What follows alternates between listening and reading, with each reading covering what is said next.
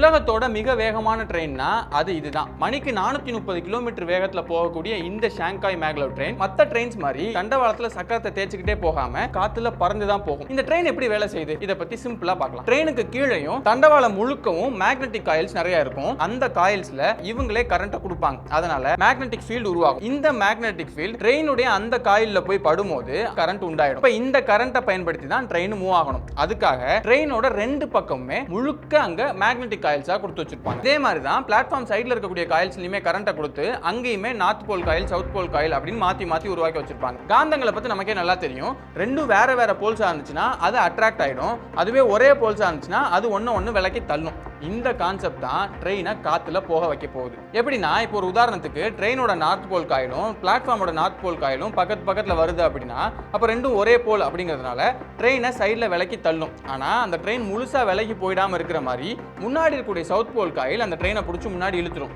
இப்போ ட்ரெயின் ஆட்டோமேட்டிக்கா முன்னாடி வந்துருச்சா? இப்படி நடந்த உடனே பிளாட்ஃபார்ம்ல இருக்கக்கூடிய அந்த காயில்ஸ்ல நார்த்தா இருந்தது எல்லாமே சவுத்தாவும் சவுத்தா இருந்த காயில்ஸ் எல்லாமே நார்த்தாவும் மாறுற மாதிரி தான் செட் பண்ணி வச்சிருப்பாங்க.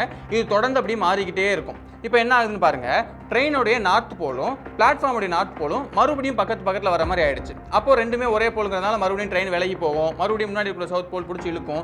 இந்த விஷயம் தொடர்ந்து நடந்துகிட்டே இருக்கும். அப்படிங்கிறதுனால ட்ரெயின் அப்படியே தொடர்ந்து மூவ் ஆகிட்டே இருக்கும். இப்போ இந்த மாதிரி ஒரு பக்கம் மட்டும் இல்லாம ரெண்டு பக்கமே நடந்துகிட்டே இருக்கு. அப்படிங்கிறதுனால ட்ரெயின் கரெக்டான ஒரு லைன்ல தொடர்ந்து முன்னாடி நோக்கி வேகமா போய்கிட்டே இருக்கும். அடுத்து ட்ரெயின் காத்துல பறந்து போகணுமா? இதுக்காக அந்த பிளாட்ஃபார்ம் சைட்ல காயில்ஸ் இருக்குல்ல, அதுக்கு பின்னாடியே 8 வடிவத்தில் இருக்கக்கூடிய காயில்ஸை வரிசையா அப்படியே வச்சிருப்பாங்க. இப்போ ட்ரெயின்ல ஏற்கனவே ரெண்டு சைடும் காயில்ஸ் வச்சிருக்கோம்ல, அந்த ரெண்டு சைடும் சேர்த்து ஒரு பெரிய மேக்னெட் மாதிரி செயல்படும். அதனால அங்க ஒரு மேக்னெட்டிக் ஃபீல்ட் உருவாகும். இந்த மேக்னெட்டிக் ஃபீல்ட் அந்த 8 வடிவ காயில்ல பட்ட உடனே அங்கேயுமே ஒரு மேக்னெட்டிக் ஃபீல்ட் உருவாகும். இந்த நார்த் அண்ட் சவுத் ட்ரெயினோட நார்த் அண்ட் சவுத்ல படும்போது முன்னாடி நடந்த மாதிரியே தான் ரெண்டும் ஒரே போலா இருந்துச்சுன்னா அது ட்ரெயினை பிடிச்சி விலக்கி தள்ளும். அதுவே வேற வேற போல்ஸா இருந்துச்சுன்னா ட்ரெயினை பிடிச்சி இழுத்துக்க பார்க்கும். இந்த விஷயம் தொடர்ந்து நடந்துகிட்டே இருக்கு. அப்படிங்கிறதுனால தான் ட்ரெயின் ஆட்டோமேட்டிக்கா அந்த லிஃப்டான பொசிஷன்லேயே தொடர்ந்து அதிவேகத்தில் பயணிச்சு போய்கிட்டே இருக்கு. இந்த மாதிரி தான் டெக்னாலஜி எங்கேயோ தொடர்ந்து வளர்ந்து போயிட்டே இருக்கு.